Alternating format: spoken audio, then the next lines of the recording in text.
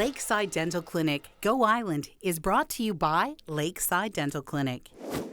The 5th annual Stock the Lockers campaign with the Nanaimo Ladysmith Schools Foundation is now officially underway. The goal to send all kids to school with the necessary school supplies to have a successful start to their school year. That's going to cost about $50,000. We're looking at that today on Go. Installing solar panels, a solar cooperative on Gabriola Island, a triathlon for people and dogs, and another random act of magic. Sometimes you don't see it, but it's there. Childhood poverty in our region is among some of the highest in the province. We're working to alleviate that as kids head back to school, hopefully, in September. It is the 5th annual Stock the Lockers campaign. We're going to talk to some people who have their finger on the pulse of poverty in our region when it comes to children and families and how that affects their attendance and their focus at school. But first, we're heading over to Gabriola Island. A new solar cooperative on Gabriola will help the region meet greenhouse gas emission targets, and it begins with members of the community. Derek Johnstone has more from Gabriola.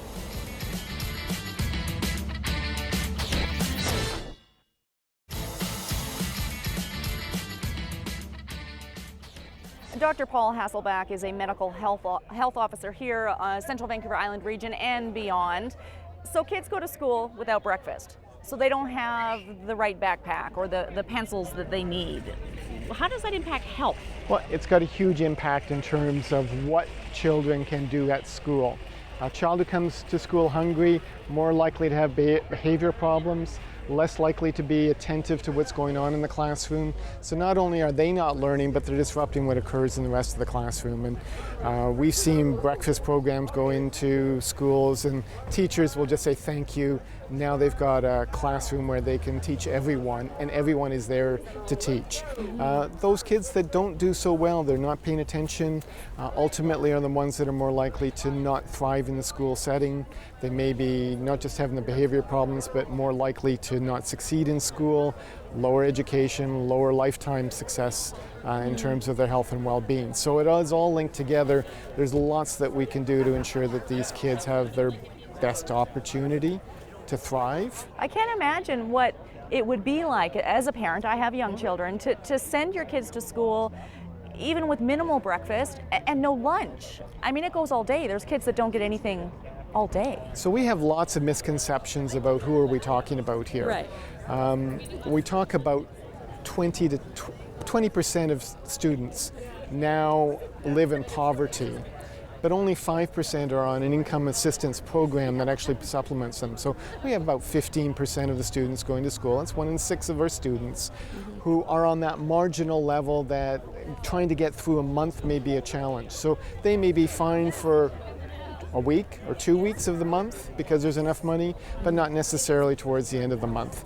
Let's begin by recognizing that such a high proportion of our students don't come to school with even the basic necessities. Food to begin with, clean clothing, opportunities. They won't have chances at things like recreation, sports.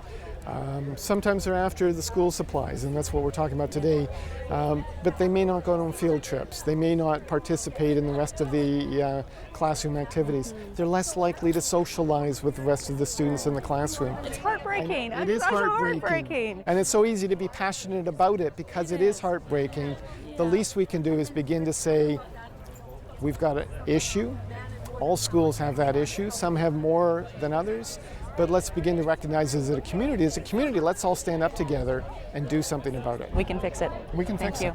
Thank you. One of the things Paul mentioned in his speech here was that as tragic and heartbreaking as this is, the good news story is that the Stock the Lockers campaign and all of the people who are here are doing something about it. We're going to get into specifics about that, what that doing is after a short break. Competing side by side with your four-legged friend, summertime at the lake leads to champion boarders and a look at tourism in British Columbia.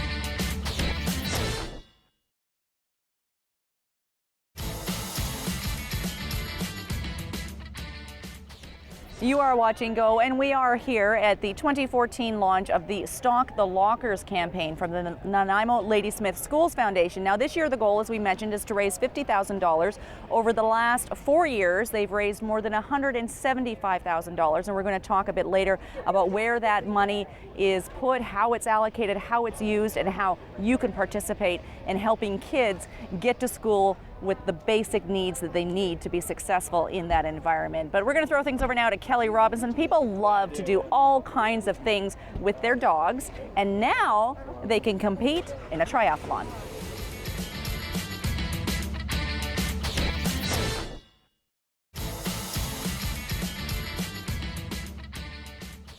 There is still plenty of time to register for the Try Rough Xterra that is taking place on October the 4th at Westwood Lake. If you would like to participate in one way or another or get more information, go online, tryrough.webs.com. You are watching Go Island on Shaw TV Channel 4, and this is the time of year where you still may be looking ahead to 1, 2, maybe 3 camping trips. All depends how much of an enthusiast you are. And when it comes to camping, everybody likes s'mores or certain kinds of cookies. And that kind of got us thinking about magic for some reason. And we hooked up with our friend Michael Behrens, and he is out wandering Maffeo Sutton Park in downtown Nanaimo looking to create another random act of magic. We are here at Maffeo Sutton Park. It's summertime and everybody is out doing a lot of outdoor stuff, and a lot of people go out and have picnics just like this group. How you guys doing? Yay! All right, wave to the camera. Yay! Awesome. Hey, you know, when I'm out camping and I'm out having picnics, you know what one of my favorite snacks are? These, they're Oreo cookies. Oreo cookies. Now, these are very, very special Oreo cookies. I want you to take a look here. You guys can have one if you want. All right. Perfect. And you see, everybody's eating them different. Some people pick them apart, some people chew them. You know how I like to do mine? I like to lick the middle out. I love licking it. That's what I do. You like licking it? Yeah. That's my favorite. Doing magic, I can get the middle back. I guess what? Watch the Oreo, watch the middle. Because I can take it, just give it a wave, and my favorite part comes back. Watch it. Whoa. I know. Look at that. The middle's back, the cream's back. Well, watch this, I can make it double stuffed. That's my favorite, watch. Here we go.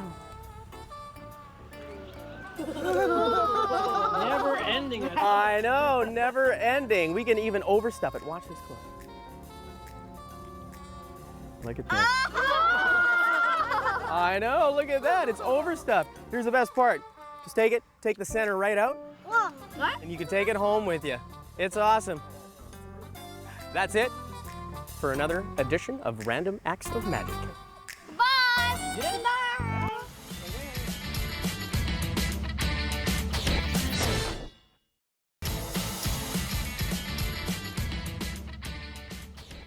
Nugget does look like a very playful little cat. This is Erin Van Steen. She's the executive director with the Nanaimo Ladysmith Schools Foundation, raising $50,000 for what? For our Stock the Lockers campaign and student support fund to assist our kids to come back to school with the school supplies that they need, for the ones that can't afford it. I was thinking about it on the way here, and I thought $50,000, that's a lot of money for notebooks and pens and paper. And then I thought, but school supplies these days have kind of gone high tech too. But then we're also talking about food and washers and dryers and things like that. How does all that fit in? It all fits in. We buy things like eyeglasses for kids who can't see the board. We pay for dental fees for kids who can't afford dentist appointments. There's a whole realm of things that we need to do for some of the challenges here that some of our families really face in this community. And we don't want any of these kids to be on an unequal playing field. Everybody needs to have the certain amount of attention that they need in order for them to come into school and sit and learn, because that's a priority. It's hard for us to work if we have a toothache or can't see, and why would we expect children to be able to succeed with anything less than? And the kids are the ones they don't tell you. Yeah, usually they don't tell you until they're absolutely desperate and the parents are coming in. So the nice part about us being able to raise the money is we can meet those needs immediately. I can usually get a dentist appointment for a student within 24 hours because they know who we are. We can get eyeglasses on kids within 24 hours. Do you know what that means to some of these kids? So all of a sudden they can see the board. It's like, wow, it's like a light bulb has gone on for them. I mean, you could have 10 kids lined up, and statistics would show that 2 of those kids are having a really hard time getting their basic needs met. Yeah, you would never know. You would never know about our teachers, our coaches, our counselors, our administrative staff. They see it every day and they know how those children will behave differently and what we can do about it. We've done a good job today, I think, identifying the size of the problem, what the problem is. Now we just need to know what you can do about it. How are we going to make this $50,000 goal? We're going to donate. We're going to go to our local Staples store. We're going to any coastal community credit union you can donate, Ladysmith Credit Union, or PayPal online, www.nlsf.ca. My office is at John Barsby. You can come and see me there. Income tax receipts for $20 and above. Anything, we're open to anything. So we're talking individuals, we're talking corporations, Absolutely. We're talking small business, anybody and everybody. Anybody and everybody. It's going to take a real team effort to raise that $50,000. Thank you. You do fabulous work. Thank you very much. Thanks, Erin. All right. Sometimes what it takes to be a champion is nothing more than hanging out.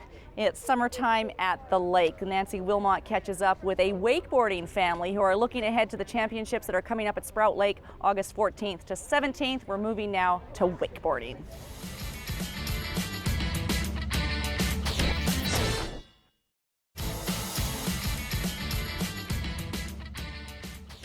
And that brings us to the end of this edition of Go Island. We encourage you to participate in whatever way you can. Tax receipts for donations of $20 or more to the 2014 Stock the Lockers campaign, about so much more than just putting school supplies in a locker. You might be wondering, well, what about the strike? And I asked Erin about that, and she said that it could potentially mean that the need is even greater this year, because as parents take time off work or fork out some money for daycare or tutoring or whatever it is, when the students come back, which will eventually happen, these guys need to be ready to give them what they need, and that need could be bigger than what they've faced in the past. Thanks for watching Go Island. We'll see you next time.